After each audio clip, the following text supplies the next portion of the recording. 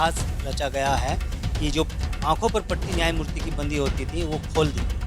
कि महसूस ये होता है ये दौरे तबाही है, शीशे की अदालत में पत्थर की गवाही है, कहीं इसकी तमसील नहीं मिलती, कातिल ही महाफिज है, कातिल ही सिपाही है। ऐ बरक़ शहर, हम भी हक़दार तजल्ली हैं, हमने भी वफ़ाओं की हर रस्म निभाई है। क्या पर्दा हटाने के बाद बहराइच के उन हिंसक लोगों पर उनकी निगाह नहीं गई? बाबा सिद्दीकी के हत्यारों पर निगाह नहीं गई कि एक संप्रदाय को टारगेट किया जा रहा पूरे हिंदुस्तान के अंदर कि हिंदू पर जुल्म हो तो मुसलमान आवाज़ उठाए और मुसलमान पर जुल्म हो तो हिंदू आवाज़ उठाए।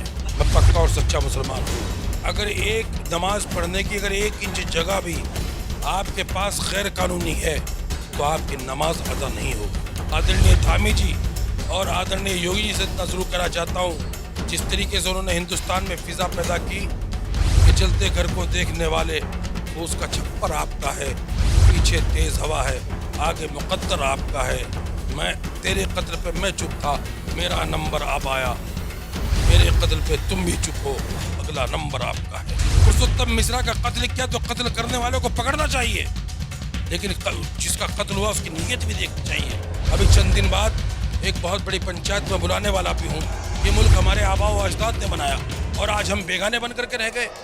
आदमी बहुत मुश्किल से कमा करके अपना 1 कमरे का 2 कमरे का मकान तैयार करता है और उसको ये सरकार, हालांकि ये एक तरफा कार्रवाई है, हम ही लोगों को निशाना बनाया जा रहा है।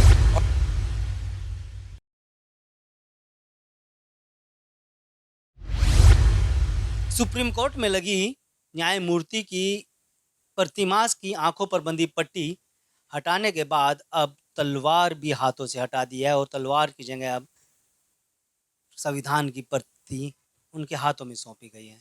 जिसके बाद पक्ष विपक्ष ही नहीं बल्कि पूरे देश में अनोखी बहस छिड़ गई है। इस पर बातचीत करने के लिए हमारे साथ सहारनपुर के वरिष्ठ कांग्रेस नेता राकिब अंजुम साहब हैं, उनसे बात कर लेते हैं। राकिब जी, स्वागत है आपका। बहुत बहुत शुक्रिया। किस तरह से देखते हैं आज ये जो सुप्रीम कोर्ट में एक नया इतिहास रचा गया है कि जो आंखों पर पट्टी न्यायमूर्ति की बंदी होती थी, वो खोल दी गई? एक शायर के चंद मिसरे मेरे याद आ रहे हैं कि महसूस ये होता है ये दौरे तबाही है, शीशे की अदालत में पत्थर की गवाही है, कहीं इसकी तमसील नहीं मिलती, कातिल ही महाफिज है, कातिल ही सिपाही है। ऐ बरक़ शहर, हम भी हक़दार तजल्ली हैं, हमने भी वफ़ाओं की हर रस्म निभाई है। पत्रकार बंधु, आपने जो सवाल किया ये तो मूर्ति से पर्दा हटा करके मैं ये कहना चाहता हूँ, बात न्याय और इंसाफ की होनी चाहिए। क्या पर्दा हटाने के बाद बहराइच के उन हिंसक लोगों पर उनकी निगाह नहीं गई? क्या पर्दा हटने के बाद बाबा सिद्दीकी के हत्यारों पर निगाह नहीं गई? क्या पर्दा हटने के बाद जिस तरीके से उत्तरकाशी और जगह जगह, बिलखुसूस मैं खास तौर से आपके चैनल के जरिए से कहना चाहता हूं कि एक संप्रदाय को टारगेट किया जा रहा पूरे हिंदुस्तान के अंदर, क्या वहां पर उसकी निगाह नहीं गई?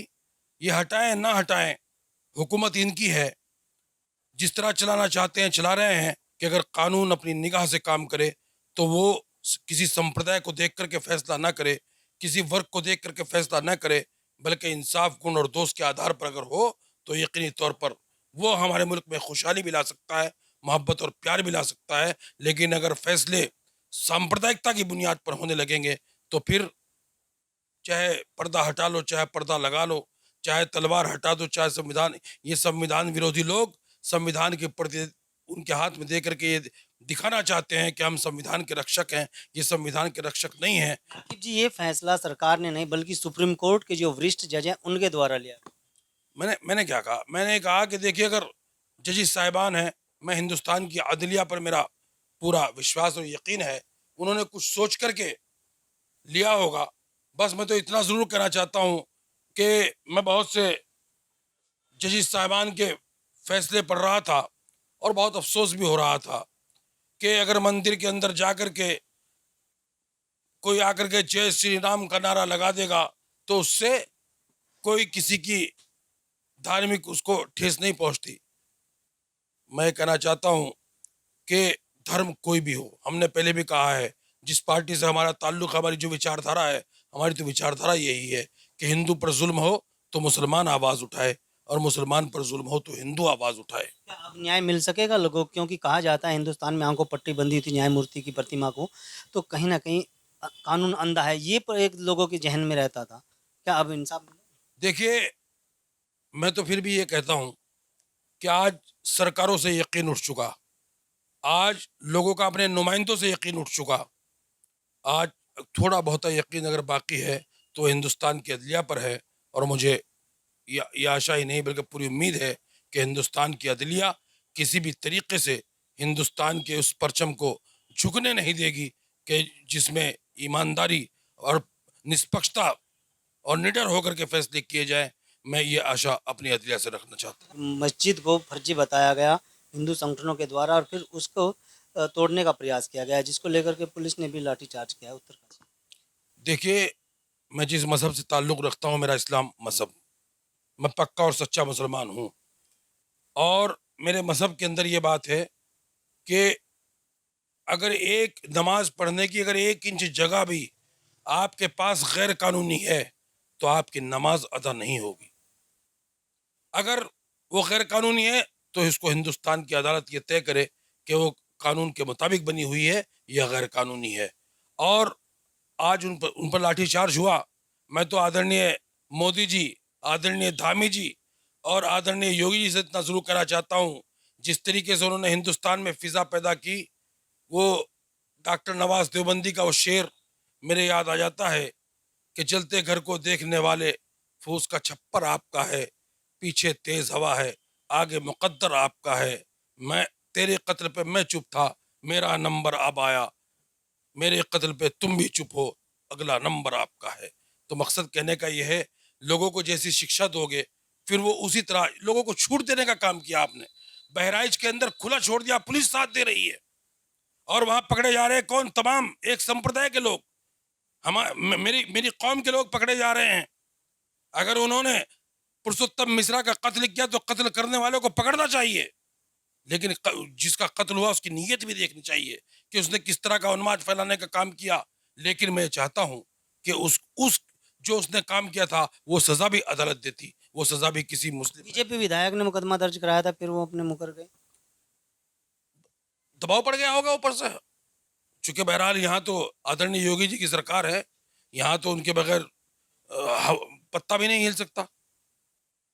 कि जो आगामी तारीख है तब तक किसी भी आरोपी को, चाहे वो बहराइच घटना हो चाहे दूसरे जनपदों की घटना हो, तो उनके आरोपियों के घर पर कोई बुलडोजर कार्रवाई नहीं हो।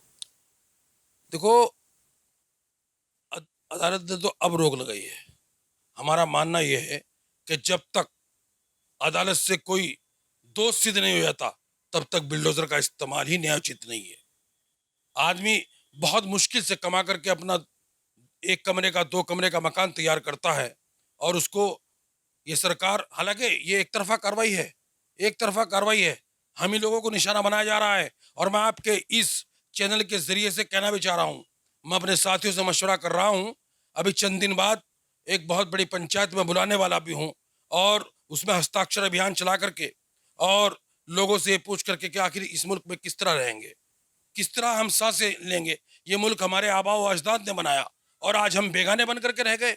अभी चंद दिनों में इसकी मैं इस तरफ ध्यान दे रहा हूँ। एक पंचायत बुलाऊंगा, सरकार से उसकी इजाज़त लूंगा, सरकार अगर अनुमति देगी तो पंचायत करने का काम करूंगा। उत्तर प्रदेश की योगी सरकार ने एक और फैसला लिया है, जो शत्रु संपत्ति है उनको पर गौशालाएं बनाएगी, यानी गौ माता के लिए भवन बनाएगी। उसको फैसले को आप किस तरह से? देखिए, शत्रु संपत्ति को वो गौशाला बनाए, उस पर भी हमें कोई, मैं खास तौर से मैं अपनी निजी राय बताना चाहता हूँ, मुझे कोई एतराज़ नहीं है। बहरहाल गौ जो जो एक एक फ़िरका हमारे अंदर गौ को माता मानता है, तो हमारी जिम्मेदारी ये है कि उसका एहतराम करें, अदब करें उसका, और गौशाला बना करके गायों की रक्षा अगर हो सकती है तो कम से कम वो ज़मीन उसमें काम आएगी। चलिए, हमें उस पर कोई एतराज़ नहीं है। हम ये चाहते हैं कि उस पर कोई चैरिटेबल ट्रस्ट बने, कोई हॉस्पिटल बने, कॉलेज बने या गौशाला बने, वो सरकार की मर्जी है। वो इस पर हमें कोई एतराज़ भी नहीं। अगर हम बात करें, कांग्रेस के महाराष्ट्र प्रदेश अध्यक्ष हैं नाना पटोले साहब, उन्होंने कहा है कि धीरे धीरे जो आरक्षण है वो खत्म हो जाना चाहिए, वो गलत नहीं है। उस फैसले को किस तरह से देखते हैं उनके बयान? देखिए, वो वरिष्ठ नेता है, ये उनकी निजी राय हो सकती है, मेरी पार्टी की ये राय नहीं है।